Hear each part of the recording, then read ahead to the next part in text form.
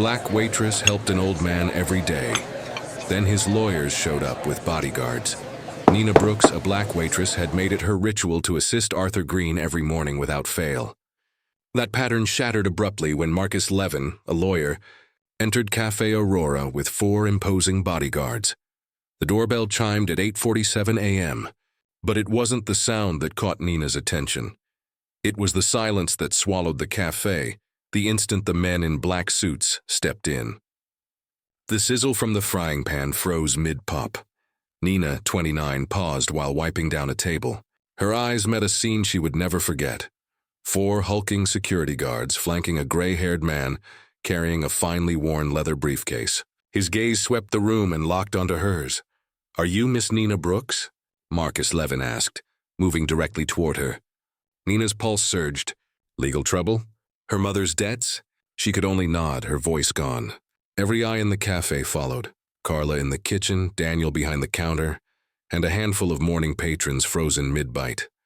"My name is Marcus Levin," he said, his tone calm but unwavering. "I represent the Green family. I need to speak with you regarding Mr. Arthur Green." The floor seemed to tilt beneath Nina. Arthur, the quiet man at table 7, loyal to his 7:30 a.m. routine. Black coffee, whole wheat toast, barely more than a whispered greeting. The 78-year-old man whose trembling hands she carefully helped with toast, who she always served with a little extra warmth, whose $2 tips she treasured because they mattered to him. Is he okay?" She managed, her throat tight. Marcus lowered his head slightly. "Mr. Green passed away last night at home, peacefully in his sleep. He left very specific instructions regarding you." Nina's knees weakened. Arthur was gone. The man she had quietly cared for, who had become a fixture in her mornings, was no longer there. I'm sorry," Nina murmured, her eyes glistening. "I don't understand. Why he left something for me." Marcus Levin opened his folder, his expression firm but not unkind. "Mr. Green was a private man regarding his finances. You need to come with us to the office now." Daniel approached nervously. "Nina, what's happening?" "You did nothing wrong," Marcus said, and for the first time a faint smile softened his professional mask. "On the contrary, you did everything right." Nina glanced around Cafe Aurora, the place she had worked for 4 years. The restaurant that had often stared at her with quiet judgment, because she was the only black employee. The place where whispers of bias floated like dust, and yet here was Arthur Green, her regular, who had treated her with dignity from day one. As she untied her apron with trembling hands, she had no inkling that the next moments would change her life forever. Arthur Green wasn't just an elderly man, and the Green family was about to learn that underestimating a black waitress would be a grave mistake. Marcus Levin's office occupied 3 floors in the city's financial district. Marble, dark wood, panoramic views that dwarfed Nina's entire salary. She felt minuscule walking along silent corridors, her worn sneakers echoing against the polished floors. "This way, Miss Brooks." Marcus guided her to a meeting room. Inside, 3 people awaited. Nina instantly recognized them as the ones most likely to despise her. Seated in high-backed leather chairs were Evelyn Green, 50, exuding cold elegance molded by decades of privilege; Henry Green, 28, sharply dressed, radiating barely concealed disdain; and Allison Green, 27, poised yet quietly observant. Evelyn barely lifted her gaze as Nina entered.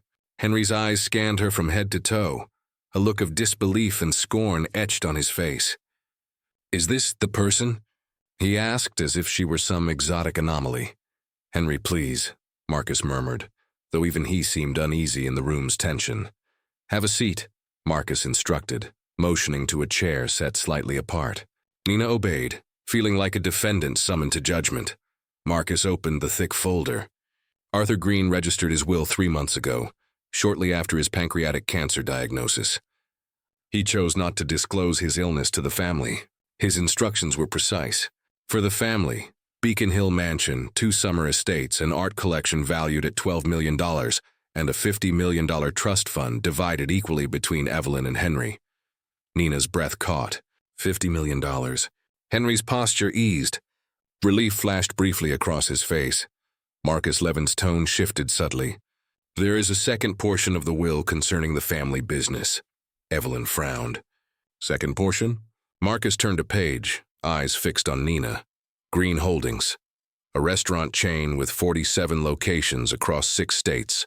The distribution center and all associated commercial assets are bequeathed entirely to Miss Nina Brooks. The room went silent. Evelyn's face drained of color. Henry choked audibly. "This is a mistake," Evelyn said, controlled but tinged with hysteria. "It must be a mistake."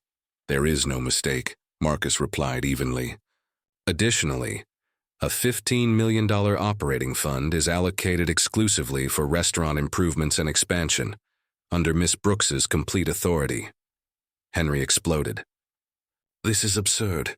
She's a waitress. She didn't even know my grandfather." For the first time since entering, Nina found her voice. "I did know Arthur. Every day for the last 2 years." Evelyn laughed, a sharp, bitter sound. "You called him by his first name. As if you were friends." "We were friends," Nina said firmly. "He spoke to me about his favorite books, about missing his wife." Henry leaned forward like a predator, about how easy it would be to manipulate a lonely old man. About his money? The accusation struck Nina like a physical blow. "I didn't even know he had money. I thought he was just a retiree." "Please," Evelyn interrupted, voice dripping with contempt. "A waitress from a small cafe doesn't inherit $80 million by accident. You knew exactly what you were doing." Evelyn Green spat, her eyes narrowed. "Enough," Marcus Levin slammed his hand on the table. Arthur Green's instructions were clear. "There is also a personal letter for Miss Brooks." He handed Nina a sealed envelope. Hands trembling, Nina opened it and began to read aloud. "My dear Nina, if you are reading this, my time has come to an end. For 2 years, you were the only person who treated me like a human being, not a ledger entry. You never knew I owned the restaurants where you worked. You didn't know I watched the kindness you showed, not only to me but to everyone who walked through the doors." Nina paused. Evelyn snorted in disbelief, but she continued. "In the final months of my life, I pretended to need help cutting my toast, just to see if your kindness was genuine. You never asked for anything in return. When the young homeless man came in and you paid for his meal, I was watching. When you defended Carla in the kitchen from that rude customer, I noticed. My family will inherit my personal wealth, but my businesses will go to someone who understands that feeding people is about dignity, not just profit. Nina, you have a heart my family lost long ago. Use these resources to prove that kindness and success can coexist." Nina's voice faltered as tears welled. The room's silence felt like stone. Evelyn rose abruptly. "We will contest this. She manipulated him." "Good luck," Marcus replied coldly. Arthur Green spent 3 months documenting every interaction with Miss Brooks. Private investigators, security footage, witnesses, complete records. "This will is bulletproof. Any attempt to challenge it will fail." Henry slammed his fist. "This is insane. She doesn't even know how to run a business." "An advisory board has been appointed to guide her," Marcus added. "And any attempt at sabotage by the family will result in the complete revocation of their inheritance." Evelyn glared at Nina. "You may have fooled a dying old man, but you won't last a week in the business world. We'll destroy you." Nina stood, feeling a fierce determination ignite. "You can try." As the Green family stormed out, threats trailing behind, Nina clutched Arthur's letter. They saw her as an intruder. What they didn't realize was that she had grown up in a world where underestimation was routine, where survival demanded resilience. Now she had the tools to turn kindness into power. The next 2 weeks were an immersion into the deep end. Nina became the owner of a restaurant empire she didn't know how to run. At her first meeting at Green Holdings headquarters, Henry orchestrated humiliation. 15 regional managers, all middle-aged white men in expensive suits, eyed her with thinly veiled contempt. "Everyone meet our new owner," Henry said venomously. "Nina Brooks, where did you work again? Serving coffee?" Laughter rippled across the room. Nina took her seat at the head of the table, the chair that was legally hers, and ignored the whispers and glances. "Well, Nina," Henry sneered, flipping through a folder. "Any revolutionary ideas for improving our establishments? Perhaps stronger coffee?" "I do have observations," Nina replied, her voice steady. Henry's smile widened predatorily. Please enlighten us. I visited 7 restaurants in the chain over the last 10 days, Nina began. In 5 locations, Black and Latino employees are concentrated in kitchens and cleaning, while front-of-house roles are mostly white. In 3 locations, I observed managers treating employees of color differently. The room went tense. She continued. Menus are identical across neighborhoods with different demographics. Downtown locations charge $8 for a hamburger, costing $12 in the suburbs, despite similar operating costs. Henry opened his mouth to interrupt, but Nina didn't pause. Online reviews mirror these patterns. Poor service consistently aligns with undertrained staff in minority neighborhoods. Mark Peterson, a manager, scoffed. Running restaurants isn't about social issues, it's about profit. You're right, Mr. Peterson, Nina said calmly. And speaking of profit, Southern District revenue fell 23% last year, the district where you implemented staff optimizations, dismissing experienced employees. Peterson turned pale. Nina had spent the past 2 weeks immersed in financial reports, discovering a natural aptitude for analyzing data, a skill honed from managing tight family budgets and cafe operations. More crucially, she found an ally in Linda Chun, 45, long overlooked CFO of Green Holdings. Initially professional and distant, Linda warmed to Nina when she asked insightful questions. Why not invest in training? Turnover costs are 15% of net profit, Nina asked during her second visit. Linda's attention shifted. You really read these reports? I read them 3 times, Nina admitted. And some patterns don't make sense. Linda revealed anomalies no one else noticed. Transfers of competent staff to worse positions, supplier contract cancellations, inflated expenses, Henry's deliberate sabotage to destabilize the company, forcing a buyout at a fraction of its value. Evelyn coordinated legal loopholes in the background. Nina's anger transformed into focused resolve. She had the data, the strategy, and the moral authority to fight back. Why are you helping me? Nina asked. Linda's laugh was wry, edged with bitterness. Because I watched Henry waste millions on grand ideas anyone with half a brain would see were doomed. Because Evelyn called me Daddy's helper when I questioned a suspicious investment. Because Arthur hired me when no one else would give an Asian woman a real chance in corporate finance. He believed in people others dismissed. Nina realized then she was not alone. Arthur had left more than money in restaurants. He'd left a discreet network of people the family had sidelined. Over the next days, Nina met them. Darnell Hayes, the Black manager, once moved from the chain's top performer to its worst location after complaining about staffing. Marisol Vega, a chef who couldn't change a menu despite clear local appetite. Elias Park, a digital marketing specialist whose community-focused campaign ideas were mocked out of meetings. They shared a pattern: competence, dedication, and systematic sidelining by the Green leadership. Arthur paid attention, Darnell said during a low-key lunch. Maybe not officially, but he knew. He asked questions, watched. I think he was documenting it. Documenting what? Elias asked. How the family treated employees, how they wasted money, how they hollowed out the company from inside. Darnell replied. Marisol added the crucial detail. There's a safe in his office. It hasn't been opened since he died. The lawyers said only Arthur's authorization would allow access. That night, Nina sat alone in Arthur's office on the executive floor. Behind a framed painting, the safe revealed itself. Marcus Levin had left a sealed envelope with the combination. Inside were materials that made Nina's pulse quicken.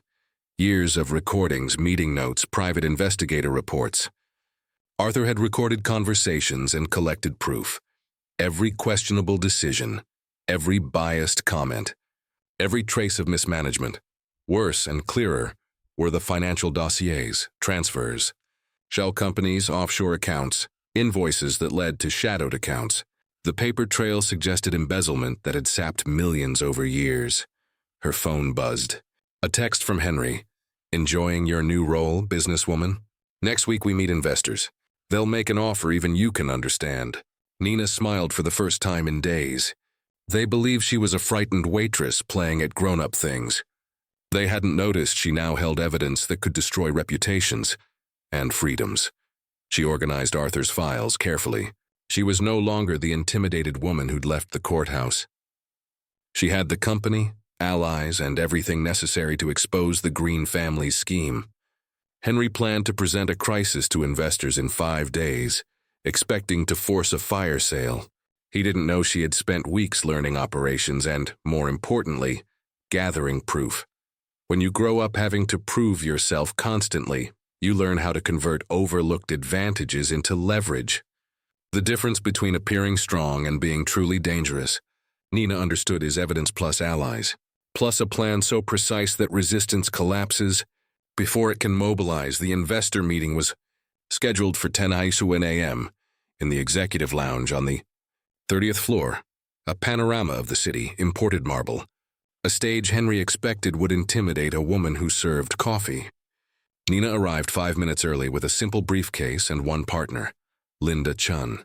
The investors were a typical tableau, middle-aged men in tailored suits ready to buy low and sell high.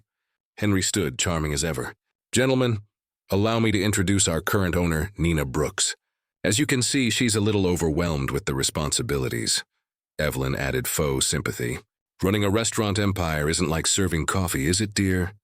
Nina sat at the head of the table, the seat that legally belonged to her. "Thank you for coming," she said. "Before any discussion of sale, you deserve full transparency about what you're considering purchasing." Henry scoffed. "We're here for serious business, not theories." "Exactly," Nina answered, opening her briefcase. "Serious business requires full transparency. For example, over the last 18 months, $2.3 million vanished from the books." Henry's smile flickered. "I don't know what you mean."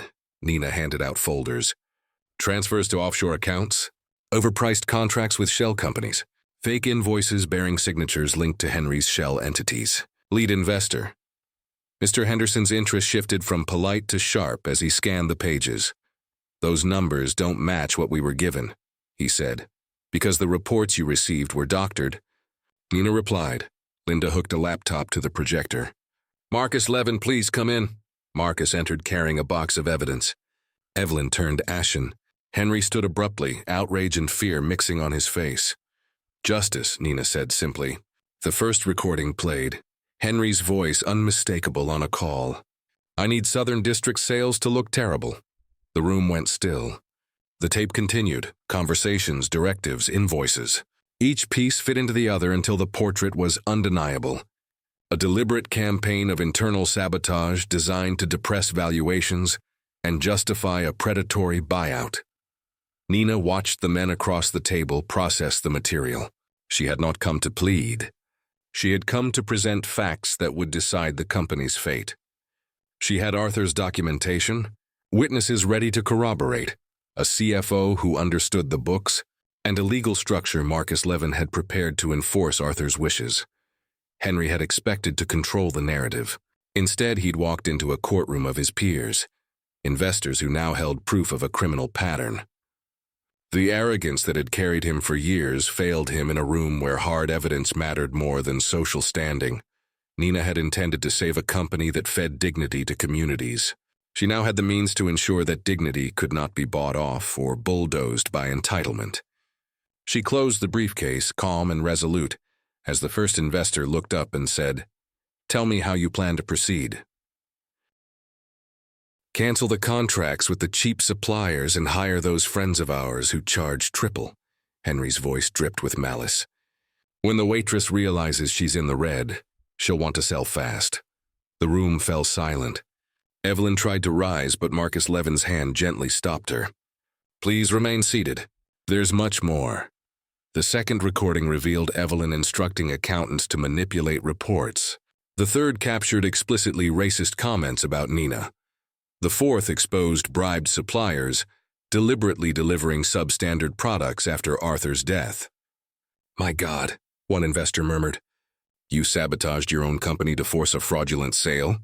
Henry sweated, desperate. "That's taken out of context. She's framing us." Nina's cold smile silenced him.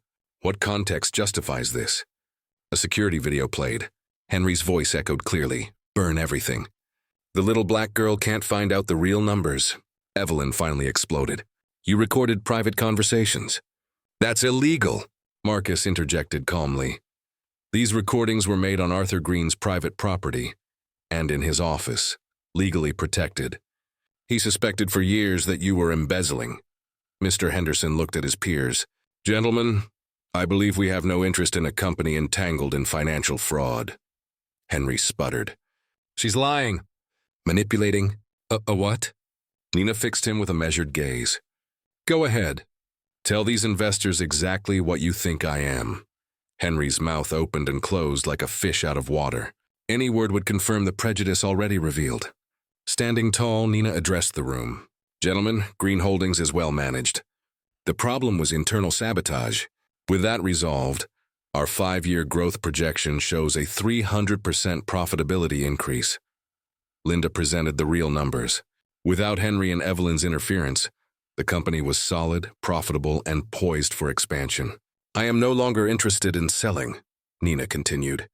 However, I have an alternative. I am buying your shares of the inheritance.